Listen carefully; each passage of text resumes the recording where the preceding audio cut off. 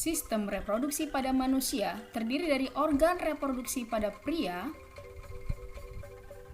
dan organ reproduksi pada wanita.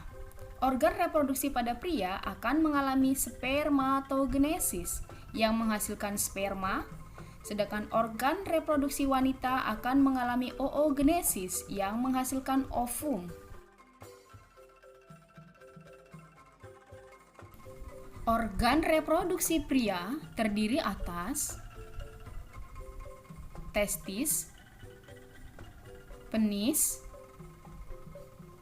uretra, vas deferens, vesicula seminalis, ductus ejaculatoris, kelenjar prostat, kelenjar Cowper, epididymis, serta skrotum.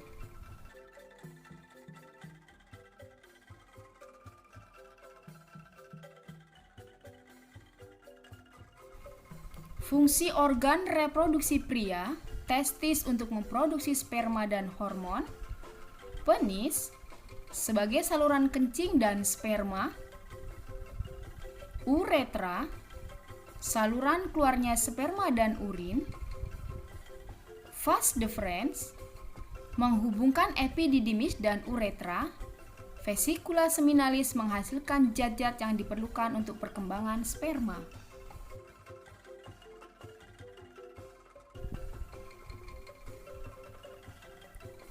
Kelenjar prostat mengeluarkan cairan yang melindungi dan menutrisi sperma. Kelenjar Cowper memproduksi cairan yang melicinkan saluran kemih. Epididymis tempat penyimpanan sperma sementara, serta skrotum menjaga suhu testis agar sesuai untuk produksi sperma. Spermatogenesis atau proses pembentukan sperma. Pertama, spermatogonium atau induk sperma akan mengalami mitosis sehingga menghasilkan spermatosit primer. Kemudian akan mengalami meiosis 1 yang menghasilkan 2 anakan spermatosit sekunder. Kemudian mengalami meiosis 2 sehingga menghasilkan 4 anakan yang bersifat haploid yang disebut dengan spermatid yang kemudian berkembang menjadi spermatozoa. Organ reproduksi wanita terdiri atas vagina yang berfungsi sebagai menghubungkan lingkungan luar dengan rahim. Cervix memproduksi lendir atau mukus. Ovarium itu ada 2, kanan dan kiri, menghasilkan sel telur atau ovum. Infundibulum yaitu ujung tuba falopi. Tuba falopi saluran penghubung rahim dan ovarium, sedangkan rahim tempat berkembangnya embrio menjadi janin dan bayi. Oogenesis atau proses pembentukan ovum terjadi pada waktu anak perempuan masih dalam kandungan berupa embrio, di mana oogonium atau ovum induk akan mengalami mitosis sehingga menghasilkan oosit primer yang berjumlah 7 juta. Kemudian tidak lagi berkembang sampai usia pubertas.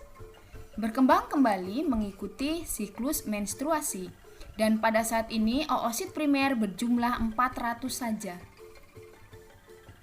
Oosit primer yang tidak memiliki sitoplasma disebut polosit atau badan polar, sedangkan yang memiliki sitoplasma kita sebut oosit sekunder. Jika terjadi pembuahan pada oosit sekunder, maka akan terbentuk ootit.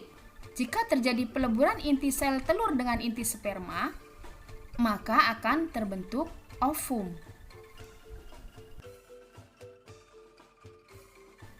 Tujuan mempelajari sistem organ reproduksi pada manusia: 1. Agar mampu mendeskripsikan sistem reproduksi manusia beserta fungsinya. 2. Agar mampu menjaga sistem reproduksi yang dimiliki dari hal-hal yang dapat merusaknya.